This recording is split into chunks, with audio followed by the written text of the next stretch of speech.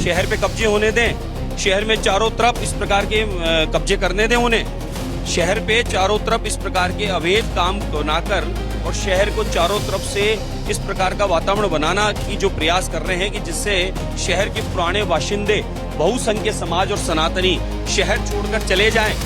चांदपोल में मजार का विवाद गहराता जा रहा है। इस विषय को उठाने वाले महंत बालमुकुंदाचार्य मेरे साथ मौजूद हैं।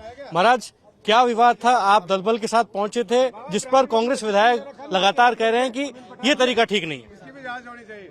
देखिए, वो परकोटा प्राचीन शहर का है, जयपुर अपराकाशी है और अपराकाशी में कोर्ट की आदेश है कि यहाँ पर कोर्ट का 5 फीट परकोटे से दूरी पर कंस्ट्रक्शन किया जाए और वहाँ पर जिस प्रकार से एक मकबरा बनाने, मजार बनाने का जो पैसा सरकार का लगाया जा रहा है उसकी जांच होनी चाहिए, अधिकारी जिम्मेदार तो उन पे कार्रवाई होनी चाहिए। और उस मंडी में सरकारी जमीन पर अचानक मकबरा बनाकर रातों रात कब्जा करने का, अशांत वातावरण करने का, शहर के वातावरण को दूषित करने का जो षड्यंत्र रचा जा रहा है उसको रोकने के लिए हम लोग पूरा प्रयास कर रहे हैं और आगे भी करेंगे। और शहर के किशनपुर विधानसभा के विधायक तो वो बने हैं, लेकिन तुष्टीकरण की राजनीति करके और सरकार की जमीन पर मस्जिदों बनाने के लिए उनको काम करने देंगे, ऐसा संभव नहीं है। उनका कहना है कि नियम सम्मत काम हो रहा है, जो कब्जे के आरोप लगाए जा रहे हैं वो बिल्कुल निराधार है। पत्रकारों से मेरा निवेदन है, मौके पर जाएं, उन फंटों की जांच करें, उन पिलर्स की जांच करें, जमीन के कागज मांगें और पैसा किस तरीके से उन्होंने पास कराया उसकी जांच करें। उनका ये भी कहना है कि जिस तरीके से आप लगातार शहर का माहौल बिगाड़ने का काम कर रहे हैं, ऐसी उनको बू आ रही है और वो मुख्यमंत्री से बात कर रहे हैं। शहर का माहौल बिगाड़ना चाह रहे हैं अमीन कागजी और रफीक खान। इस प्रकार के शहर के परकोटे के गुलाबी रंग को रंग बदलने का प्रयास किया जा रहा है, परकोटे को खुर्द बुर्द करके उस पर कब्जे कराने का प्रयास किया जा रहा है और सनातनियों की आवाज को दबाकर, सनातनियों के बीच माहौल खराब करके सनातनियों को शहर से भगाने का जो षड्यंत्र रच रहे हैं वो कभी भी नहीं करने देंगे। उनका ये भी साफ तौर पर कहना है कि जिस तरीके से बीते दिनों हुआ है और आप लगातार जो बात खड़ा कर रहे हैं, शहर की आवाज नहीं उठाएं, शहर पे कब्जे होने दें, शहर में चारों तरफ इस प्रकार के कब्जे करने दें उन्हें, शहर पे चारों तरफ इस प्रकार के अवैध काम बनाकर और शहर को चारों तरफ से इस प्रकार का वातावरण बनाना की जो प्रयास कर रहे हैं कि जिससे शहर के पुराने बाशिंदे, बहुसंख्य समाज और सनातनी शहर छोड़कर चले जाएं, उनको यहाँ जाने दें, पर हमारे बहुसंख्य समाज को कभी भी नहीं होने देंगे। शहर में आप कहीं के भी विधायक होंगे साहब, लेकिन परकोटे में आपको इस प्रकार से कब्जे करके, अगर आप इतने सही हो तो आप बयान मत करो, कागज पेश करो।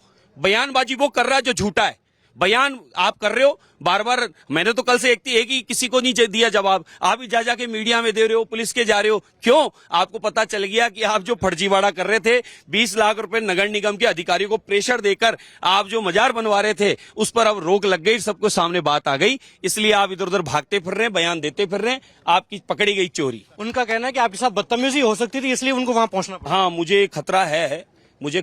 अमीन कागजी और रफीक खान जी मेरे पे हमला करा सकते हैं। रात को धमकियां दिलवाई है उन्होंने मुझे, और उसने कहा है कि मैं कांग्रेस का ये बोल रहा हूं और मैं ये कर दूंगा और मैं गणेश जी के मंदिर के बाहर आना, मैं बिना वेपन के आऊंगा, इस प्रकार की धमकियां दी है। और जो वहां उनके कार्यकर्ता के रूप में थे, पार्षदगण इत्यादि उनके आदमी, उन्होंने अभद्र भाषा का प्रयोग किया, गंदी गंदी गालियां दी और सनातनी गुंडे आ गए, ये शब्द कहा। उस सनातन को जिन्होंने ये कहा, गुंडा कौन है इसका तो जांच होनी चाहिए। वो लोग गुंडे हैं जो बहुपत्नियां रखते हैं, बहन बेटियों को हिंदू समाज की भगा के ले जाते हैं।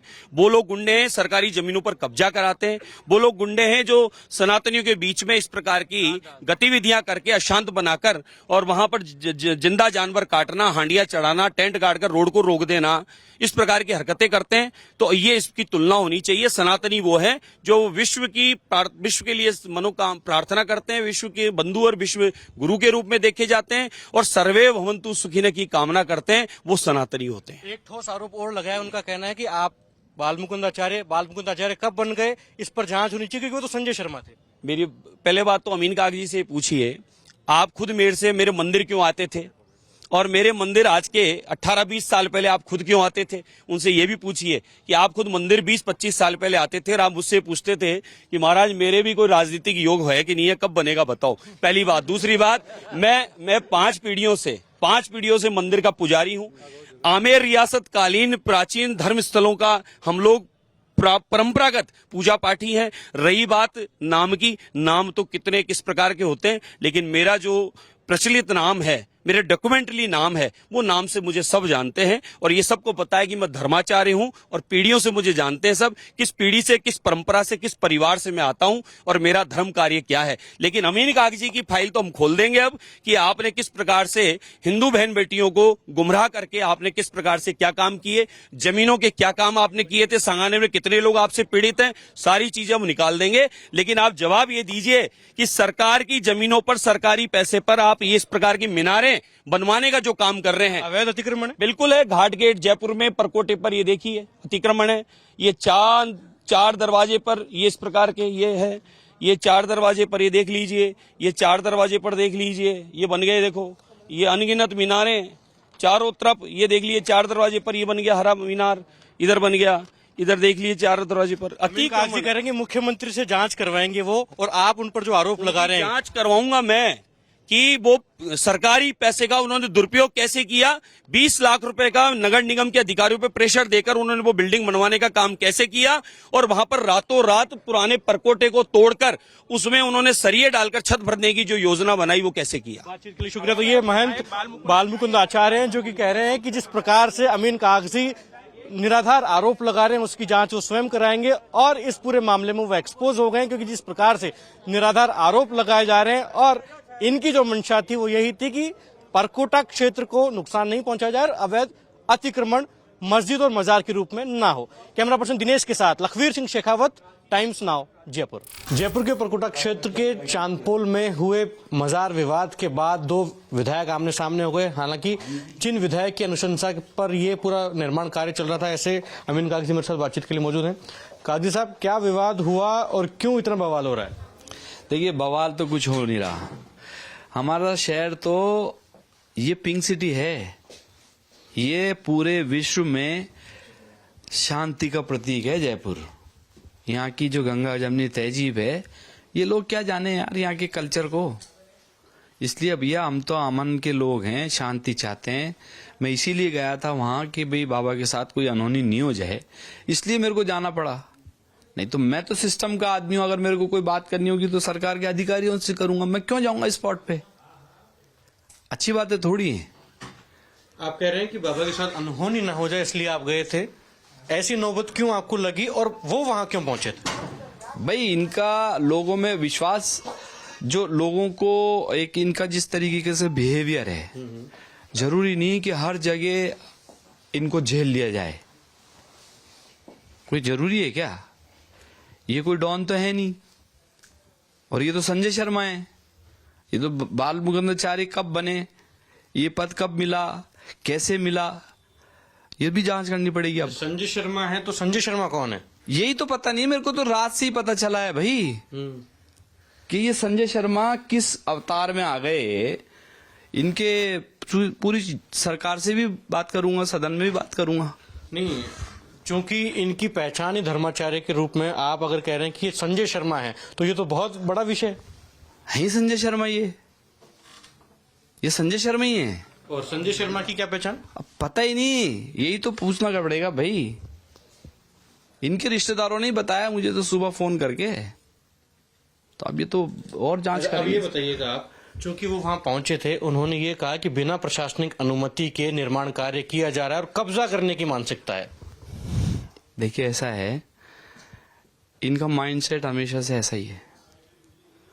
मैं तो जब पिछली सरकार में मंदिरों का जीर्णोद्धार करा रहा था तो हम तो दिल से करते हैं काम, दिमाग तो लगाते ही हैं लेकिन दिल से करते हैं काम।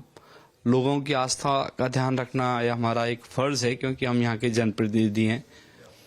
और सबका सौहार्द, सबका साथ, सबका जो ये विकास की बात करते हैं, इन्होंने तो सबका साथ लेके खुद का विकास किया है। ये तो खरी खुद का विकास रहे, जाके देखो तो सही खो में क्या हो रहा है। कई लोग आके वो एक इनके विमलेश अग्रवाल, विमल अग्रवाल कौन है, इनका ही है साथी वहीं का, उसने कितने आरोप लगाए। हद तो ये है कि उसने ये कह दिया कि अगर 3 साल ये और विधायक रहे, अब ये तो रहेंगे, तो 1 इंच भी जगह जो है ना सरकारी नहीं बचेगी वहां पे। कितनी बड़ी बात है, ये छोटी बात है क्या? तो यही तो चिंता है। तो आप आरोप लगा रहे हैं कि बालमुकुंद आचार्य भूमि अधिग्रहण कर रहे हैं?